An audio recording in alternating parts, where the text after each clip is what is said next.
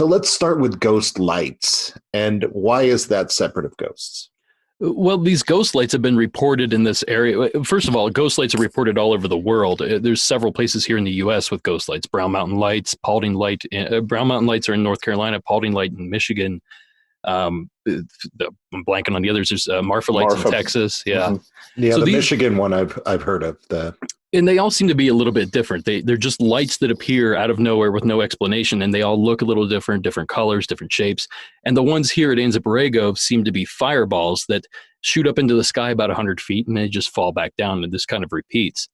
And that's how they've been described.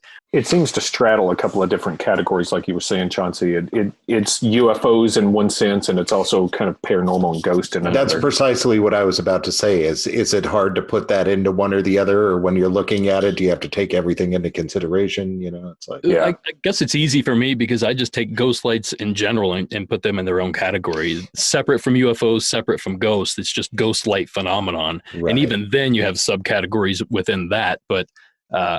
It's easier for me to just wrap my mind around all this stuff if I keep them separated like that. Now, this is a broad question. It may go outside the span of your guys' movie, so you're welcome to tell me. I don't know. But is there more of a connection to ghost lights, to UFO sightings, or to paranormal sightings? I feel like it's paranormal. Yeah, I would agree. What do you think? I don't think it's piloted by an alien or anything like that. I think it's either a natural phenomenon or possibly a ghostly phenomenon, but I think it's probably something natural if you really want my opinion. Because when you read about this stuff, a lot of times when they do group it with something else, it'll be alongside something like Will o' the Wisps mm-hmm. or Foo Fighters, St. Elmo's Fire, things like that. Swamp gas, kind of. Swamp gas, sure. Yeah. Yeah. Yeah.